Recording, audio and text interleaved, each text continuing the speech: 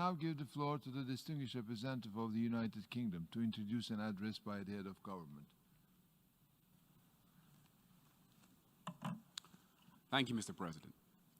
Mr. President, I have the honour to introduce the pre-recorded statement of His Excellency Mr. Boris Johnson, Prime Minister of the United Kingdom of Great Britain and Northern Ireland.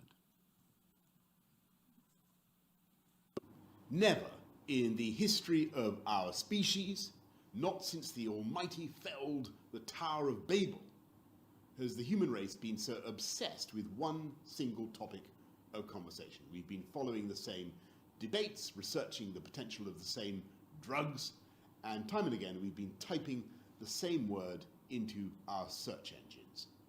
COVID, coronavirus, has united humanity as never before. And yet the crisis has also been an extraordinary force for division. We've all been up against the same enemy, the same tiny opponent, threatening everyone in much the same way. But members of the UN have still waged 193 separate campaigns, as if every country somehow contains a different species of human being. Across the world, there's been an infinite variety of curfews and restrictions and closures, and we fought in a spirit of sauve-qui-peut. The pace has been so urgent, the pressures so intense, that each national government, democracy or otherwise, has decided entirely understandably to put the interests of its domestic population first. We've seen borders spring up between friends and allies, sometimes without consultation. We've seen the disruption of global supply chains with checkbook wars on airport tarmacs as nation has vied with nation for a supply of PPE. And after 9 months of fighting COVID, the very notion of the international community looks, frankly, pretty tattered. And we know that we simply can't continue this way. Unless we get our act together, unless we unite and turn our fire against our common foe, we know that everyone will lose. The inevitable outcome will be to prolong this calamity and increase the risk of another. Now is the time, therefore, here at what I devoutly hope will be the first and last ever Zoom-unger, for humanity to reach across borders and repair these ugly rifts. Let's heal the world, literally and metaphorically. And let's begin with the truth, because as someone once said, the truth shall set you free. And with nearly 1 million people dead, with colossal economic suffering already inflicted, more to come, there is a moral imperative for humanity to be honest and reach a joint understanding of how the pandemic began, how it was able to spread. Not because I want to blame any country or government or to score points. I simply believe, as a former COVID patient, that we all have a right to know, so that we can collectively do our best to prevent a recurrence. And so, the UK supports the efforts of the World Health Organization, my friend Tedros, to explore the etiology of the disease. Because however great the need for reform, the WHO, the World Health Organization, is still the one body that marshals humanity against the legions of disease. And that's why we in the UK, global Britain, are one of the biggest global funders of that organisation, contributing £340 million over the next 4 years. That's an increase of 30%. And as we now send our detectives, our medical detectives, to interview the witnesses and the suspects, the bats, the pangolins, whoever, we should have enough humility to acknowledge that alarm bells were ringing long before this calamity struck. In the last 20 years, there have been 8 outbreaks of a lethal virus, any one of which could have escalated into a pandemic. Bill Gates sounded the alert in 2015. 5 years ago, he gave that amazing prediction, Bill, almost every word of which has come true. How do we respond? As if to a persistent Microsoft error message, by clicking OK. and carrying on. Humanity was caught napping, and we've been scrabbling to catch up, and with agonizing slowness, we are making progress. Epidemiologists at Oxford University identified the first treatment for COVID-19. They did trials with our National Health Service and found that a cheap medicine called dexamethasone reduces the risk of death by over a third for patients on ventilators. The UK immediately shared this discovery with the world, so that as many as 1.4 million lives could be saved in the next 6 months by this one single advance. And as I speak, there are 100 potential vaccines that are trying to clear the hurdles of safety and efficacy, as if in a giant global steeplechase. We don't know which may be successful. We don't know if any of them are going to be successful.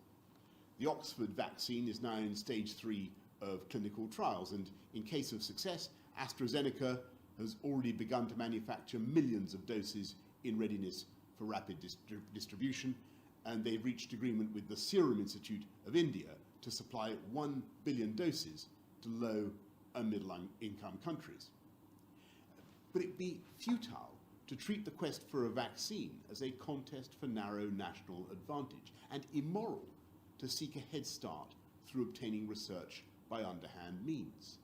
The health of every country depends on the whole world having access to a safe and effective vaccine wherever a breakthrough might occur.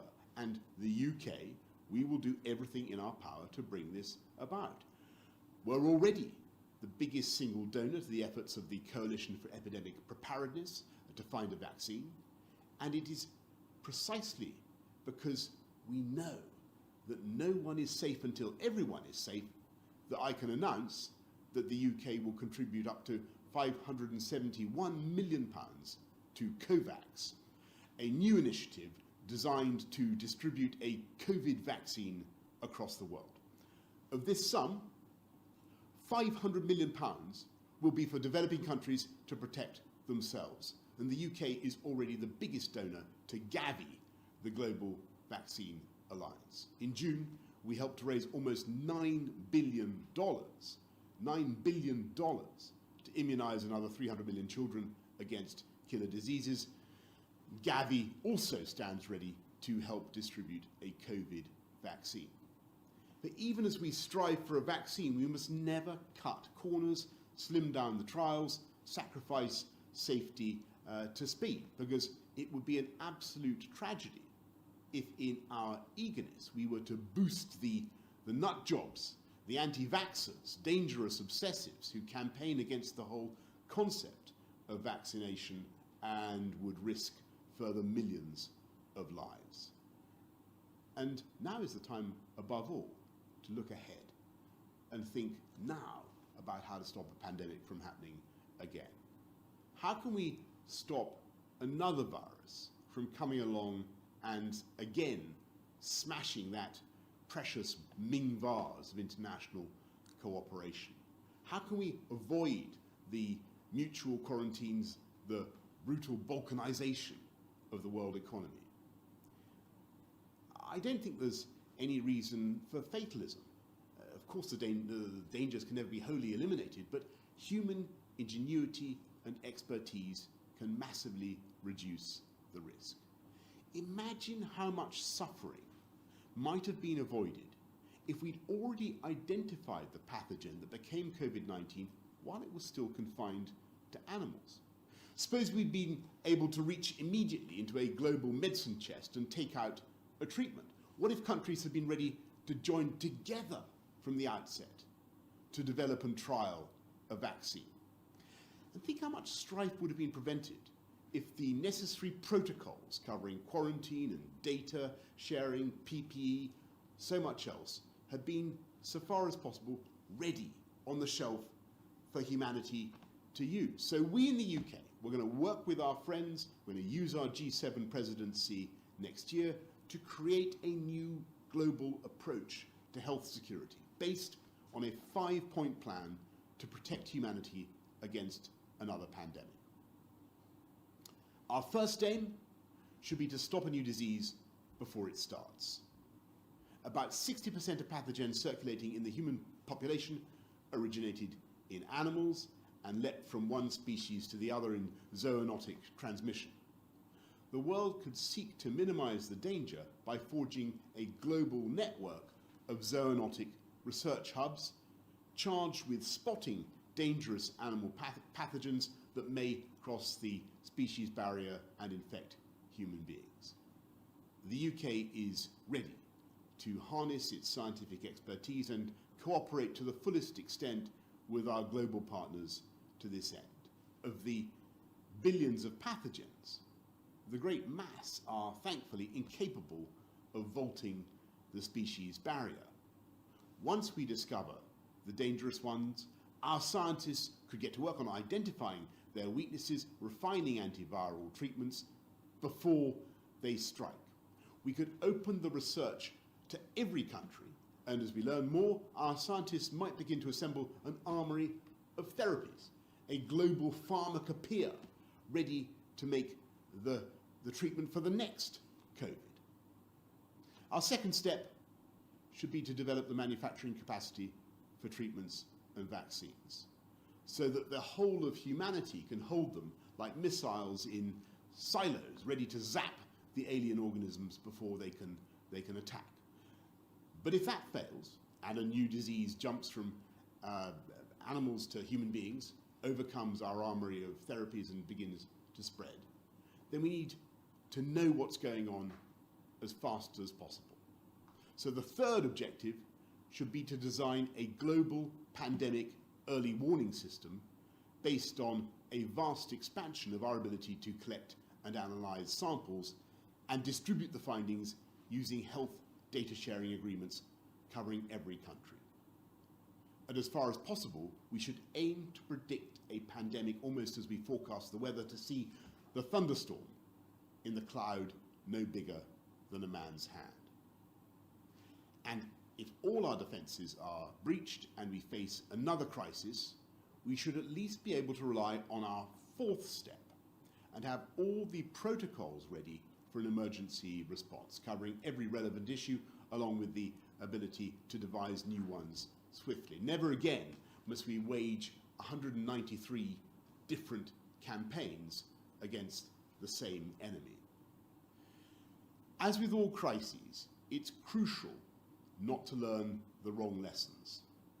After the struggle to equip ourselves with enough ventilators, with countries scrabbling to improvise like the marooned astronauts of Apollo 13, there is a global movement now to onshore manufacturing. That's understandable. Here in the UK, we found ourselves unable to make gloves, aprons, enzymes, which was an extraordinary position for a country that was once the workshop of the world.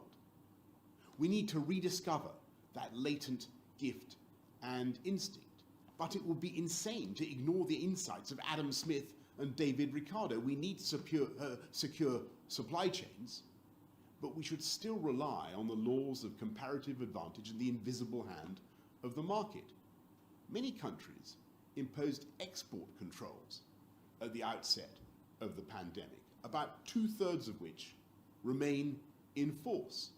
Governments still target their trade barriers on exactly what we most need to combat the virus, with tariffs, get this, on disinfectant often exceeding 10%, for soap tariffs of 30%. So I would urge every country to take a fifth step, and lift the export controls wherever possible, and agree not to revive them, and cancel any tariffs on the vital tools of our struggle: gloves, protective equipment, thermometers, other COVID-critical products. The UK will do this as soon as our new tariff regime comes into effect on the 1st of January, and I hope, our new independent tariff regime, I should say, and I hope that others will do the same. Though the world is still in the throes of this pandemic, all these steps are possible if we have the will. They are the right way forward for the world, and Britain is the right country to give that lead. And we will do so in 2021 as we celebrate the 75th anniversary of the founding of this great United Nations in London in January, and through our G7 presidency, and as we host the world's climate change summit, the COP26 in Glasgow next November. The COVID pandemic has been an immense psychic shock to the human race. Global fears have been intensified by the immediacy of round-the-clock news and social media. But we sometimes forget, we face a virus, a small package of nucleic acid that simply replicates. It's not even technically alive.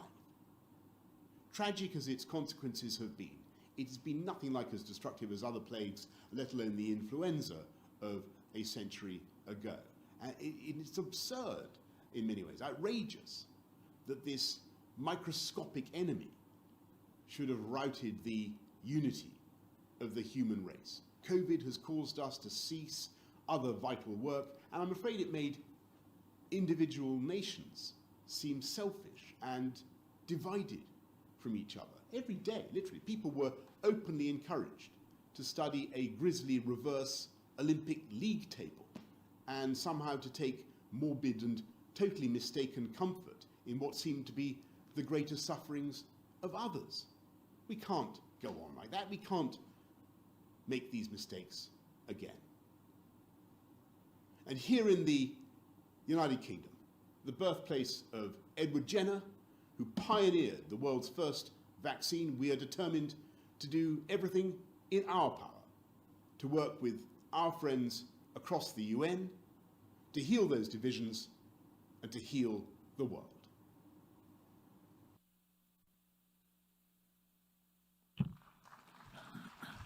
On behalf of the General Assembly, I wish to thank the Prime Minister, First Lord of the Treasury, and Minister for the Civil Service of the United Kingdom of Great Britain and Northern Ireland for the just made.